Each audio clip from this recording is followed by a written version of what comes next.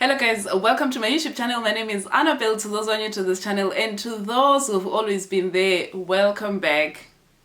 In today's video, we're going to talk about stereotypes about Zimbabwe. You know, what Germans think about Zimbabwe, like what stereotypes are associated to Zimbabwe by Germans. Are these stereotypes true or false? It's today's video. If you haven't subscribed to my channel, please hit that subscribe button and that notification bell so that you can be notified every time I'm posting something. Let's not waste time. Let's start.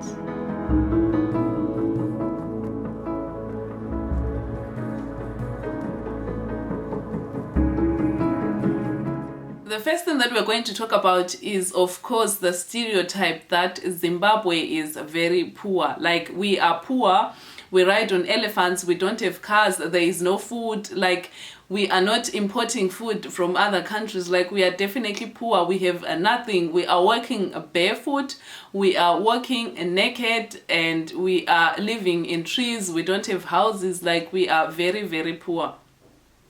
That's definitely not true.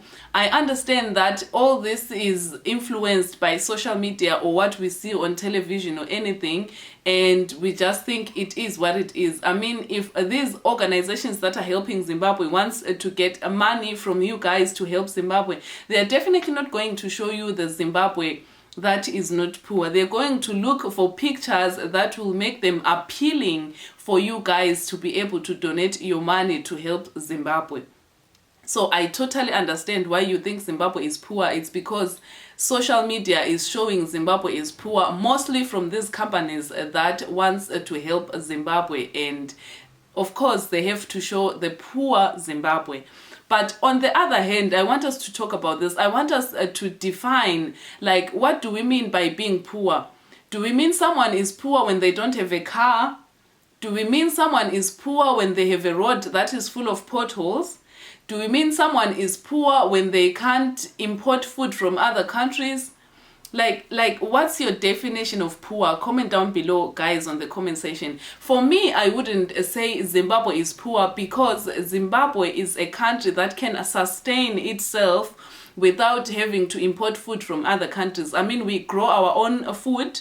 We can able to survive in difficult situations. We have good weather as well, which means when a push comes to shove, we can actually go to our gardens and try to live from that. And the other thing is, Zimbabweans are well equipped with sustaining themselves. If clothes are getting destroyed or anything like this, holes or anything, we can sew them and mend the hole. So to me, someone is not poor when they are wearing a trouser that is mended. It means someone is smart enough to be able to mend their trouser before they are buying a new one. And we can also, we are able to walk long distances. We have good public transport.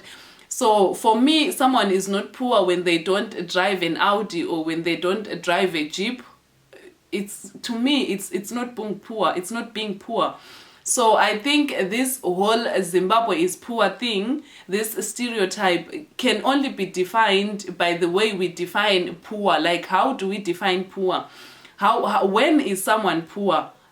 Someone is poor when they have what or when they don't have what. It depends on our definition of poor. And for me, Zimbabwe is not poor. Like, people are not riding on elephants. We don't have snakes everywhere. Like, it's not poor. I don't know.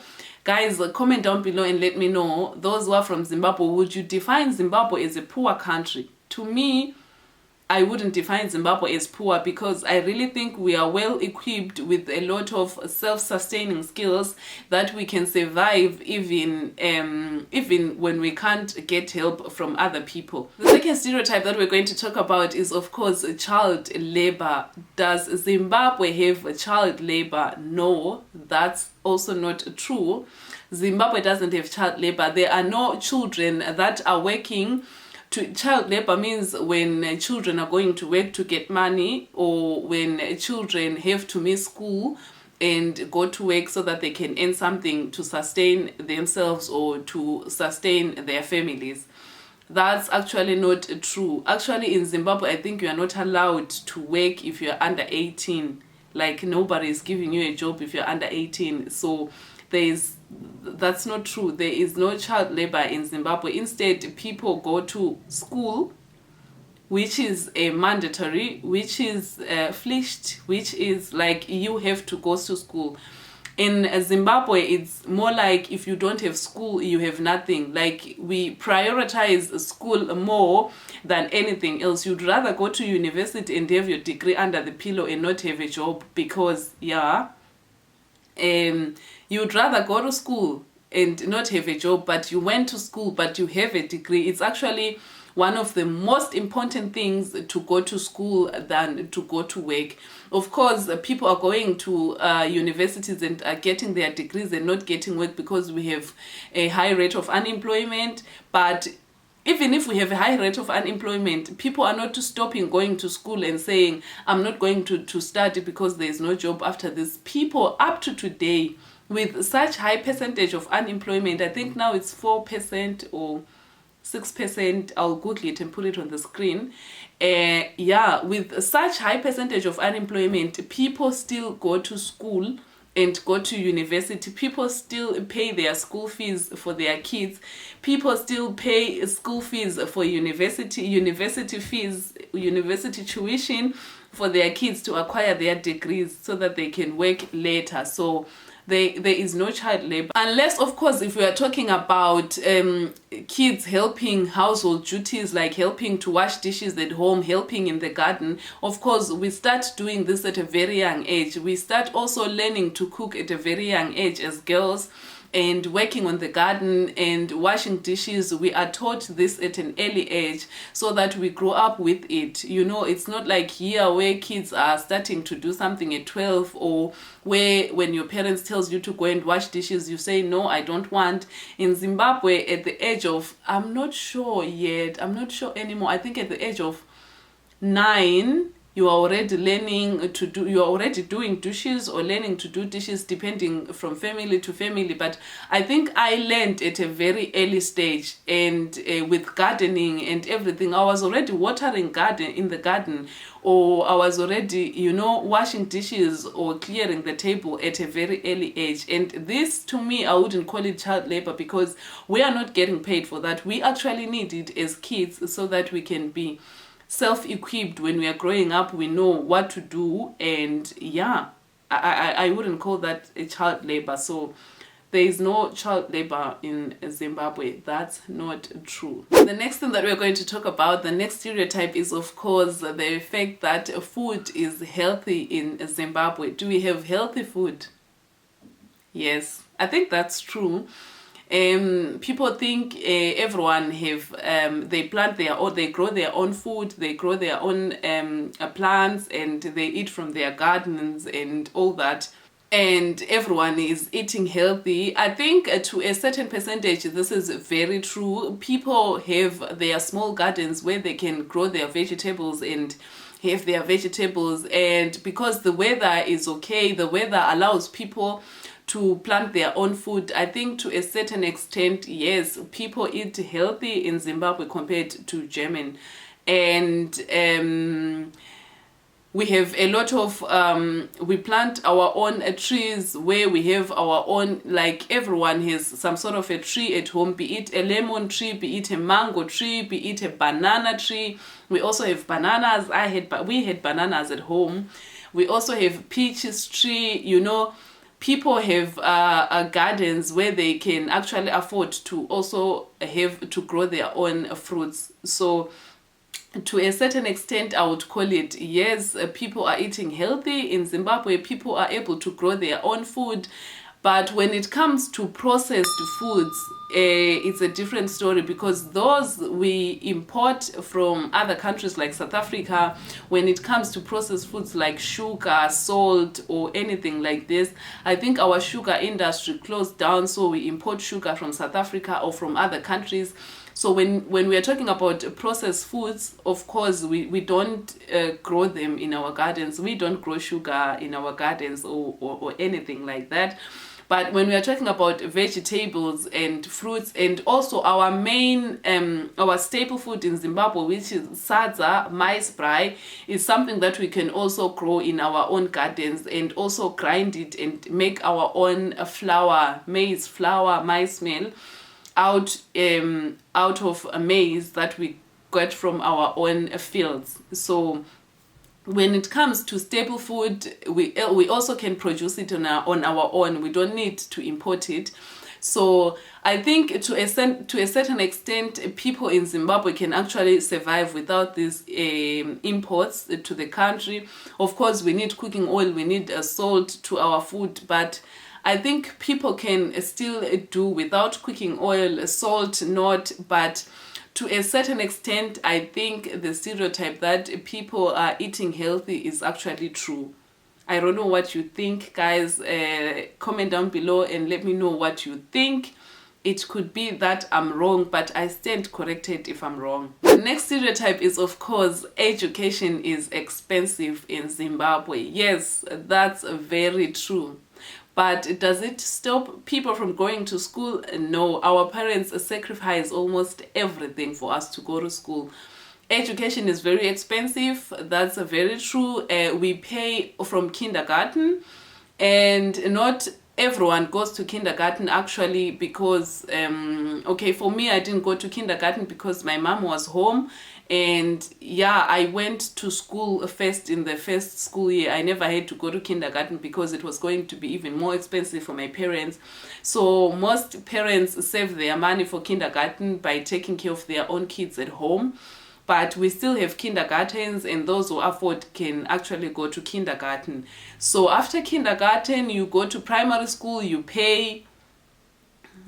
It's actually expensive because when you look at the average pay of one person in Zimbabwe and the money that they have to pay to school, it's actually too much. I don't live in Zim anymore, so I cannot actually tell what the average pay is. If you are in Zim, please let us know. And yeah, you pay the school fees, and there are schools that are telling you that if you can't pay your school fees, then you have to stay home. So there are people who actually have to stay home because they can't afford school fees. It's very expensive. You pay also in secondary school. And in Zimbabwe, we have intranat, like boarding schools. These are more common and they're even more expensive than day schools. But of course, we have even the more expensive ones, the private schools, we have them as well. So it's a good thing that it gives you this range, the affordable schools, the middle affordable schools, and the more expensive schools. So you can actually choose depending on what your parents can afford. But yes, school is very expensive, but people still find a way to take their kids to school. University is even more expensive. I think when I was studying 2011, 2012, if I remember very well, I think in a semester I used to pay about $600 before accommodation, before food or anything, just a university fee, and then I would have accommodation, and then I'll have food for the whole semester. So I think I needed about $1,000 or more US dollars for one semester for 3 months. So yeah, it's actually expensive because nobody gets paid 1,000. Nobody used to get paid 1,000 back then. So yeah, it's expensive. School is expensive. That's very true. The last thing that we're going to talk about is, of course, the health system. Health system is bad. This is the stereotype that this is what Germans think about Zimbabwe. They think the health system in Zimbabwe is very bad. With this one, I would not say yes. I would say yes. I would also say no. Yes, we have a bad health system. When it comes to hospital, we don't have enough equipment and we don't have money to pay enough doctors. Like, our doctors are less paid than they're supposed to be paid, which contributes to the health system being bad, because if we don't have enough doctors, then we cannot help a lot of people at once. And of course, when it comes to surgery, when it comes to serious surgeries or anything like this, I don't think our country is good at that. I think it's also because of lack of equipment, but I'm not sure. On the other hand, I would say no, it's not that bad, because in Zimbabwe we have a lot of natural medicine. For example, when you have a headache, my mother will tell you drink 2 liters of water, sit down and drink 2 liters of water. Like, we never needed tablets all the time. To me, that is a good health system where people can actually heal themselves naturally or help themselves naturally without needing chemical medicine. Of course, we've been made to think that chemical medicine is the best and we all need ibuprofen when we have pain.